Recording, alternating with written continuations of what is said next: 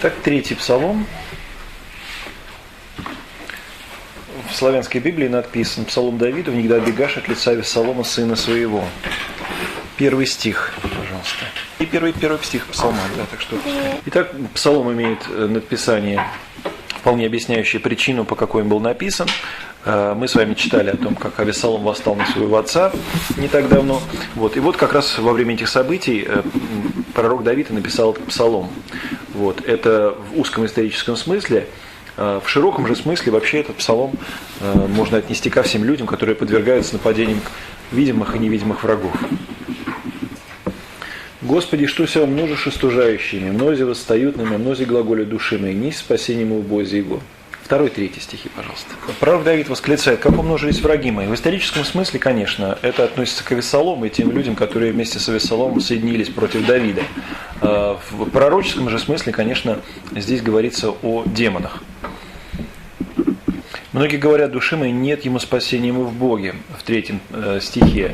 Смысл тот, в историческом смысле, что Давид восклицает: если я столь легко мог быть обращен в бегство своим сыном, то это значит, что я оставлен Богом за свои грехи. Ну, если, да, поскольку я бегу от своего сына, значит, вот то, что это произошло, значит, я оставлен Богом за грехи. Вот, но это имеет под собой основание, потому что мы говорили, что восстание Авессалома было предсказано пророком Нафаном после того, как Давид согрешил, когда он послал на верную смерть своего полководца Урию и взял в себе его жену Версавию. То есть вот это как раз в этом смысле оправдывается. Но и, наверное, те люди, которые были с Авессаломом, знали об этих событиях, вот, и поэтому говорили: нет ему спасения в Боге его, потому что он согрешил. «Но ты, Господи, заступник мой, и слава моя, вознося главу мою, глаз моим ко Господу воззвах, и услыши меня от горы святые свои я».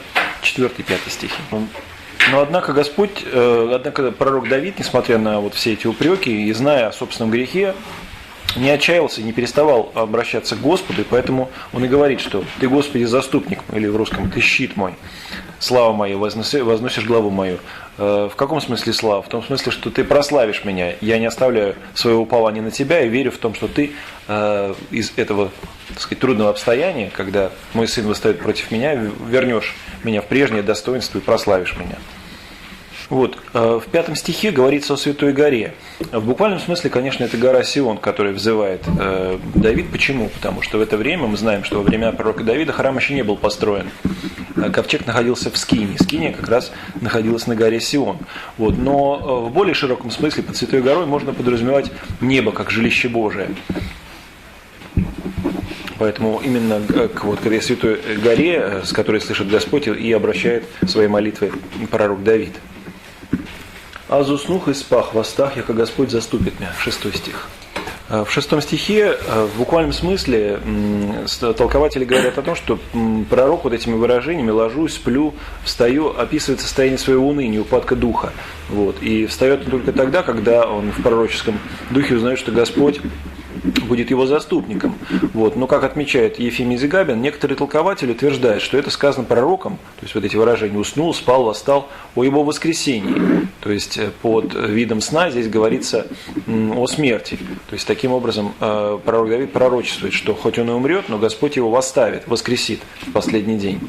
Вот такое толкование, я думаю, тоже допустимо. Вот, я думаю, что поскольку с 4 по 6 стих Давид говорит о своей надежде на Господа, то эта надежда может быть вот, истолкована и двояко таким образом.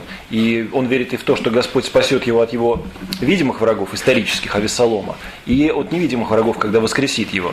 То есть эти оба толкования допустимы здесь. «Не убоюсь от тем людей, окрестнопадущих на меня. Воскресни, Господи, спаси меня, Боже мой, яко Ты поразилась и вся враждующими всуе. Зубы грешников сокрушил еси. Господне есть спасение на людях Твоих, благословение Твое». 7-9 стихи, то есть с 7 до конца.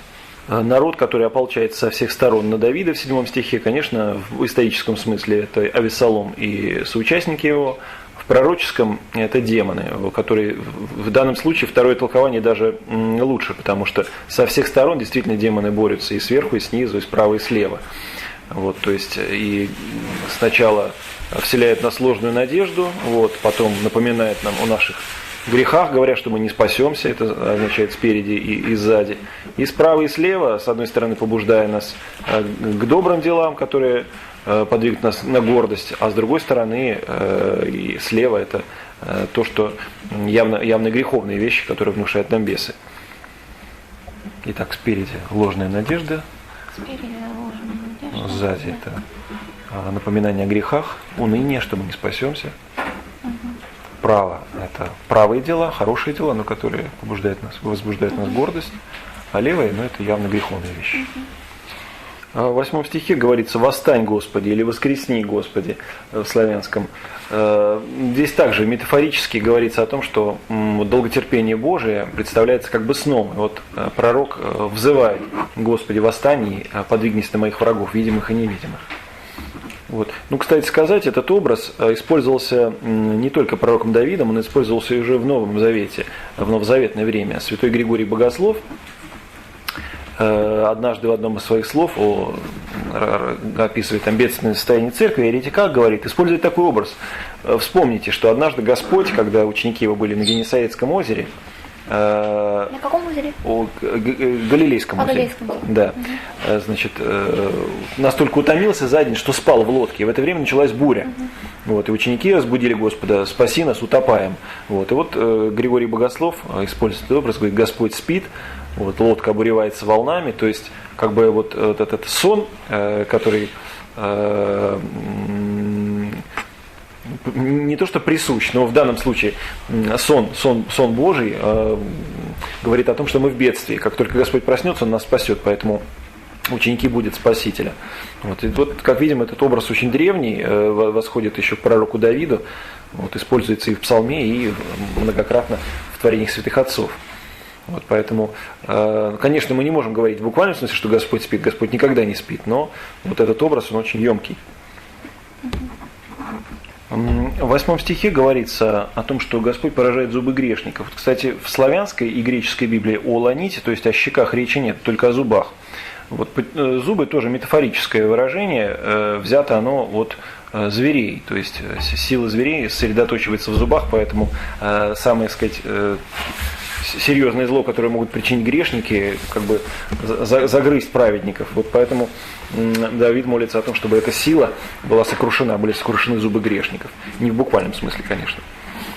Ну и 9 стих подытоживает весь псалом: «От Господа спасение». Здесь говорится, действительно, наше спасение возможно только тогда, когда Господь нас спасает.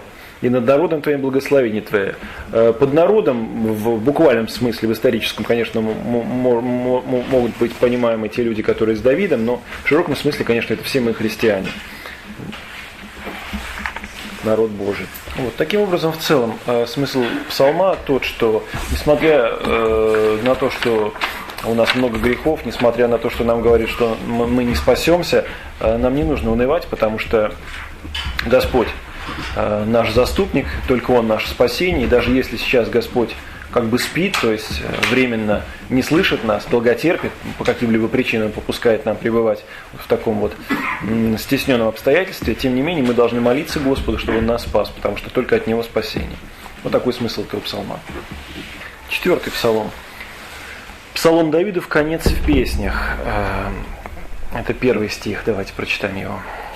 Значит, надписание говорит о том, что псалом принадлежит Давиду, однако в греческой и славянской Библии отличие от еврейской и японской существенное. Значит, в современных переводах говорится, что есть на струнных орудиях, то есть здесь просто как бы указание на инструменты. В древних же переводах говорится в конец, то есть в конец. В конец. То есть о конце, о конечных событиях. И действительно, как говорят толкователи, в этом псалме содержится пророчество воскресения мертвых. Вот поэтому, по всей видимости, мы должны принять более древнее надписание этого псалма.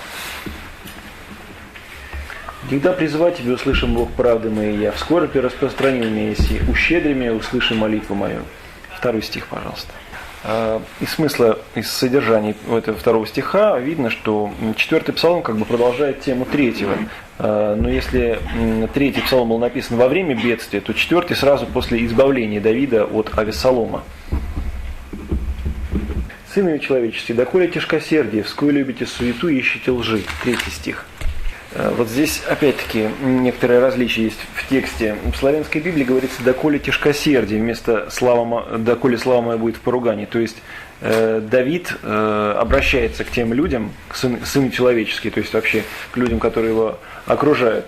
От чего говорит, когда постигает вас скорби, не возносите вы сердец ваших к Богу, но привлекайте их к низу, к земле. То есть доколе ваше сердце будет тяжелым, что вы не обращаетесь к Богу. То есть здесь немножко не о славе Давида идет речь, а Давид обращается к тем людям, которые его окружают, и которые вместо того, чтобы обращаться к Богу, сердца свои привязывают к земле. Здесь говорится о тяжелом сердце, а не о славе Давида.